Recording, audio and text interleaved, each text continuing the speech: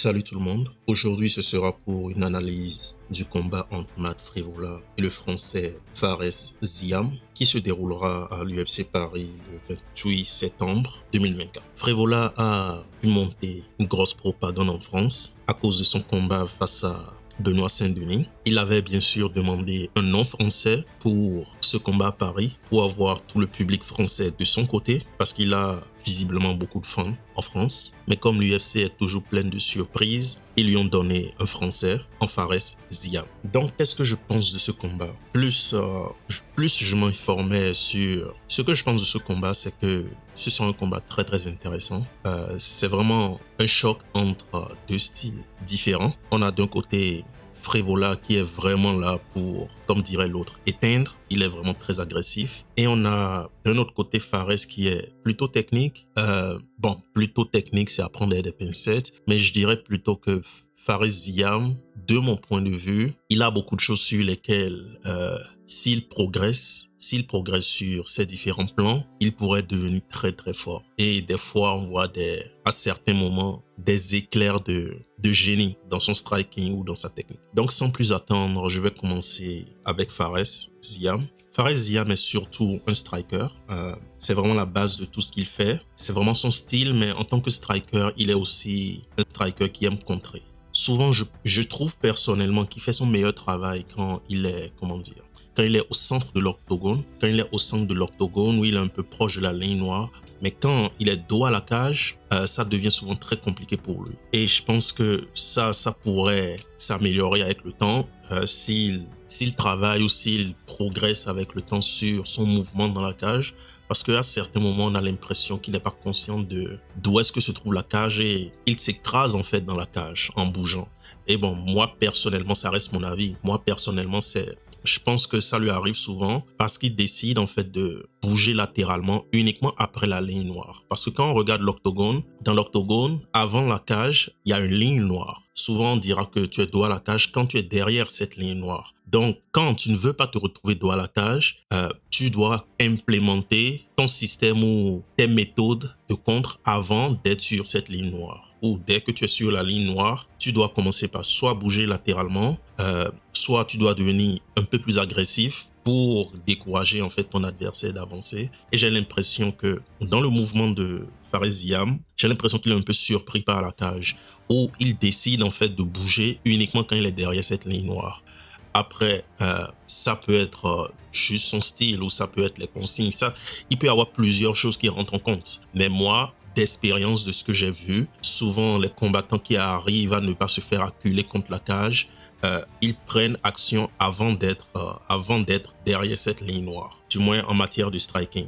Donc, je pense qu'il fait son meilleur travail au centre de l'octogone, mais quand on commence à se rapprocher de la cage, il devient beaucoup moins fort, ça devient beaucoup plus compliqué pour lui de travailler. C'est pour ça que je pense que justement ce combat avec Frevola sera intéressant parce que Frevola lui mettra beaucoup de pression et ce sera intéressant de voir comment il réagira quand il sera dos à la cage. Sa façon de contrer, c'est qu'il attend souvent, comme je disais, il attend souvent que son adversaire initie l'action. Et ici, ça pourrait aussi être un problème pour la raison que je viens de donner, mais Fares est un contreur. Mais le problème, c'est que la plupart du temps, il est juste un contreur. Du moins, c'est ma compréhension de la façon dont il se bat. La plupart du temps, il attend vraiment. Il prend rarement l'initiative de mettre quelque chose. Et moi, je trouve que c'est un gâchis parce que je suis pratiquement sûr qu'il a les armes pour. Parce que à certains moments, il prend certaines décisions où il a une sélection de frappes qui, bon, sincèrement, moi, des fois, ça me rappelle Yair Rodriguez. Et je sais que je suis en train de dire quelque chose de gros, mais il y a des moments, quand moi, je regardais les combats de Fares Ziam, je me disais, oh, ça ressemble à du Yair. Je suis dans la sélection de coups, c'est-à-dire, dans certaines phases, il sera en train d'attendre. Et quand il prend justement l'initiative, il viendra avec une combinaison qu'il n'a pas du tout montré tout le round ou qu'il n'a pas montré de tout le combat. Ce qui veut dire en fait que sur le moment, il voit des choses et il peut sortir certaines combinaisons. Donc moi, personnellement, j'essaie de comprendre pourquoi il ne prend pas plus l'initiative et pourquoi, en tant que contreur, il est en griffe, aussi passif. Tu peux être un contreur, tu peux contrer, mais de temps en temps, tu dois prendre aussi de l'initiative. C'est justement ce qui explique et ça nous amène à une stat, moi, qui m'a un peu inquiété quand je regardais d'un point de vue stat à quoi Fares Ziam ressemble ou à quoi son arsenal ressemble ou son MMA ressemble, j'ai constaté en fait que en matière de coups qu'il met par minute, il en a que 2,70. Et je peux vous dire, en une minute, 2,70 coups en moyenne, c'est vraiment peu. C'est très peu. C'est en dessous de la moyenne du top 15. Et je suis passé à travers chaque nom dans le top 15 des poids moyens et il est en dessous de la moyenne. Je pense que Frévola doit être à 3,89 ou 3,50. Je sais que Benoît Saint-Denis est au-delà de 5. Même Islam Makhachev est autour de 3-4. La plupart des gens, Bobby Green ou bien King Green, comme il aime se faire appeler maintenant, est au-dessus de 5 aussi. Donc dans le top 15, ils sont tous au-dessus de Fares Ziam. Et ça, c'est ce qui m'inquiète et je pense qu'il pourrait changer ça parce que je pense qu'il a les armes pour changer ça, mais son manque de volume vient du fait qu'il attend, qu'il contre pour contrer, qu'il attend pour contrer et qu'il ne prend pas assez l'initiative. Et c'est aussi ce qui permet à ses adversaires de s'approcher de lui. C'est-à-dire l'espace entre lui et ses adversaires, il est plus élancé, il est très élancé, il a de longs membres. Donc, il devrait pouvoir garder ses adversaires à distance s'il prenait l'initiative à certaines choses. Par exemple, il a de bons low kicks. Je l'ai rarement vu rater un low kick, mais il ne l'utilise pas assez. Il ne l'utilise pas assez, ce qui permet en fait à ses adversaires de se rapprocher de lui. Et ensuite, il se retrouve sous pression. Il ne fait pas aussi assez vite son mouvement latéral. Il s'écrase dans la cage et ses adversaires se rapprochent de lui. Donc, quand moi, je regarde un peu tout ce que Fares Ziam fait, je me dis, il est bon. Il y a de quoi travailler ici. Mais avec tout ce que j'ai dit, je sens qu'il y a juste des ajustements. Si ces ajustements sont faits, ou si... Après, ça pourrait venir avec le temps. Ça pourrait venir avec le temps. Mais moi, j'ai l'impression qu'il est bon. C'est juste qu'il y a certaines choses que je viens de citer qui l'empêchent de performer au niveau auquel je pense qu'il peut performer. Il laisse trop vite ses adversaires s'approcher de lui, alors qu'avec les membres qu'il a, tout cet espace entre l'adversaire et toi, il pourrait mettre beaucoup de choses. Surtout qu'il a de longs membres. Par exemple, on va parler des fois de John Jones, mais c'est quelque chose que John Jones maîtrise. Il utilise ses longs membres pour mettre tout plein de choses dans cet espace. Et t'as pas forcément besoin d'avoir de la puissance. John Jones n'a jamais vraiment mis KO quelqu'un comme, par exemple, un Pavlovich. Il ne l'a jamais fait. Mais il arrivait en fait à gagner parce qu'il arrivait à utiliser son allonge de pied et son allonge de bras pour remplir en fait cet espace. Et je pense que dans ce combat face à Frévola, c'est quelque chose qui sera vital pour Fares Ziam s'il veut gagner. Il faudra qu'il remplisse cet espace et qu'il empêche Frévola de lui mettre la pression. Maintenant, moi, je pense qu'il peut le faire, mais il ne l'a encore jamais vraiment fait. Donc, est-ce qu'il pourra le faire dans ce combat? Nous saurons le 28 septembre. Maintenant, je pense aussi que l'une des forces de Fares Ziam, c'est le clinch.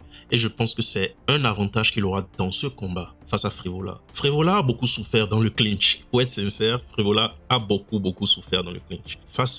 Dans son combat face à Luis Peña, Frévola se faisait vraiment allumer dans le clinch par Luis Peña. Et pourquoi ce combat, moi, m'a intéressé, c'est parce que Luis Peña, qui a combattu Frévola, a les mêmes dimensions physiques que Fares Ziam. C'est-à-dire, ils ont le même gabarit. Donc moi, je savais que Frévola avait combattu Luis Peña. Je connaissais un peu le gabarit de Luis Peña.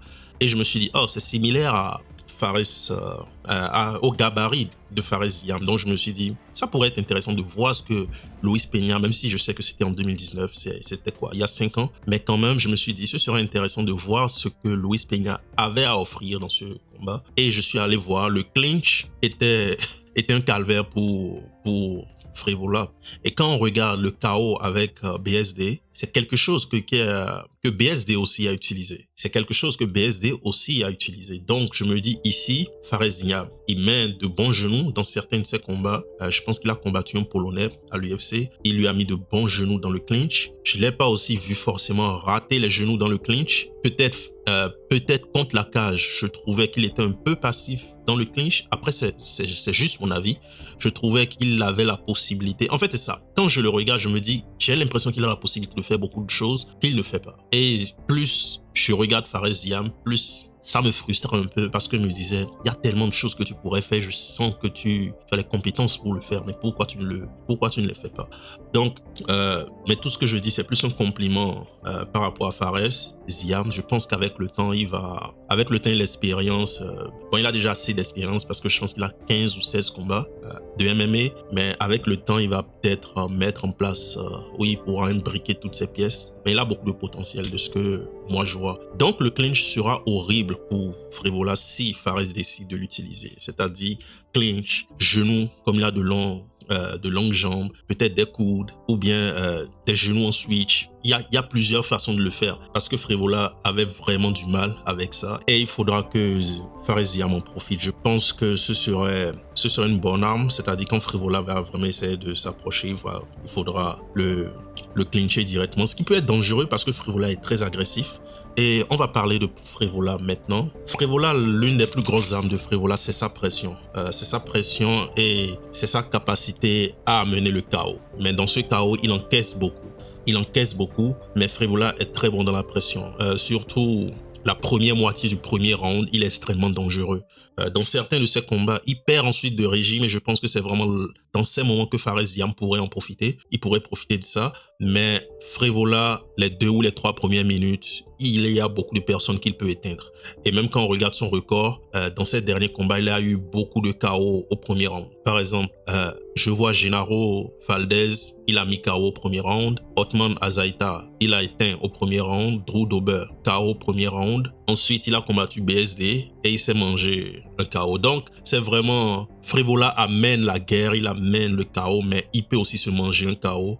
Et je ne sais pas, pour quelqu'un d'aussi prudent comme Fares Ziam, je ne sais pas si c'est une bonne idée de rentrer dans ce type de chaos avec Matt Frevola. Il pourrait ressortir vainqueur, mais c'est vraiment du pile ou face. C'est vraiment du pile ou face, la façon dont Matt Frevola le fait. Mais si tu arrives à passer la première vague d'agressivité, très souvent Matt Frevola baisse légèrement en régime avant de revenir avec une autre vague. Donc, Matt Frevola, sa qualité, c'est la pression. Je suis sûr que dès le premier round, en plus avec toute l'histoire de la propagande, il a des fans français, dès le premier round, il va presser Fares Ziam. Et c'est vraiment cette partie qui sera importante parce que comment Fares Ziam va réagir. C'est ça qui sera intéressant, c'est ça qui sera important et même on pourra avoir une idée de comment le combat va se dérouler à ce moment. Donc quand moi je regarde Matt Frevola, bon, il a un striking correct, il a un striking décent, mais je pense que sa plus grosse arme c'est cette pression et aussi il frappe quand même relativement fort parce que ça lui fait 3 ou 4 KO pratiquement d'affilée. Il frappe relativement fort, mais le problème est sa faiblesse et c'est la faiblesse dont a profité BSD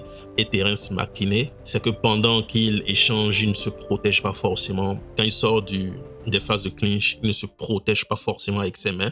Je ne pense pas que Fares aura forcément ce problème parce qu'il garde quand même ses mains relativement hautes, très hautes même, je dirais, et elle reste vraiment là. Il est très prudent, Fares Ziam est très prudent.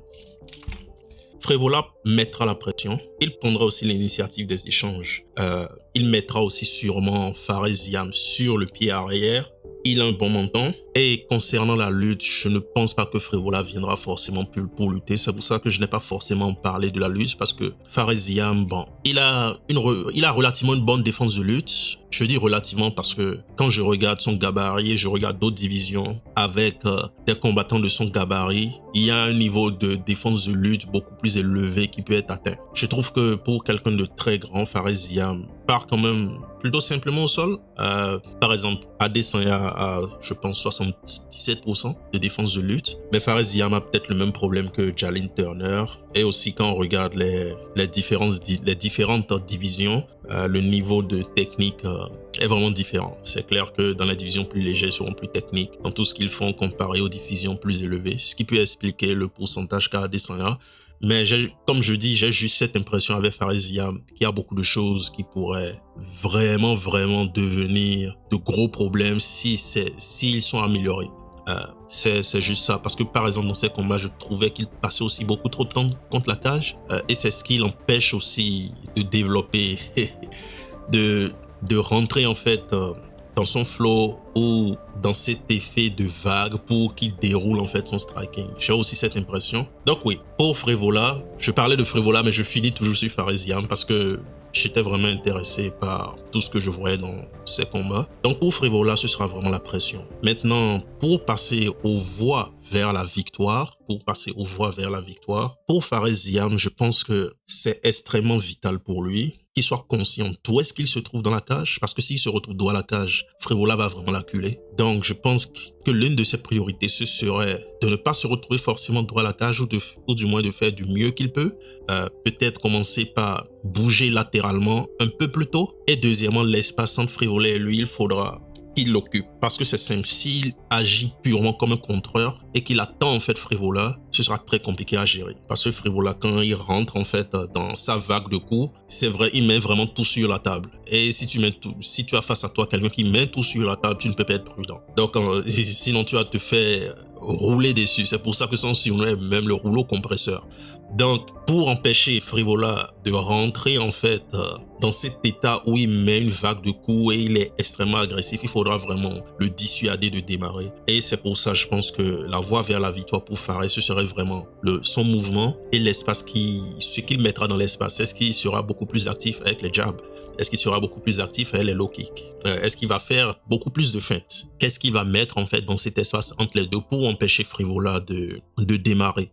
Maintenant, la voie de la victoire pour Frivola, ce serait juste, comme il a l'habitude de faire, dès le premier round, s'il vient et il essaie de mettre Fares Ziam dans cette configuration de guerre en griffe, c'est fini. Ça pourrait être fini là. Et il a déjà l'habitude de le faire et je pense même que c'est ce qu'il va faire. Maintenant, au fur et à mesure des rounds, il faudra juste qu'il contrôle ça. Il faudra qu'il fonctionne en vague. En fait, il faudra juste qu'il fasse du Frivola. S'il fait juste du Frivola et Fares Ziam ne fait pas les ajustements et l'attend juste, ça pourrait être très très bon pour Frivola. Ça pourrait être très très bon parce que il a déjà eu l'habitude de sécher des gens. Donc au premier round, tout ce qu'il a fait, c'est venir, être extrêmement agressif, mettre la pression dès le début, peut-être se reposer un peu, tourner un peu en rond et essayer de presser encore Fares Ziam. Mais si Fares Ziam n'est pas actif sur son mouvement et s'écrase contre la cage, ce type de choses, ça oui, ça pourrait finir très très vite en faveur de Frivola. Donc, c'était ça ma mini-analyse, plus mon avis.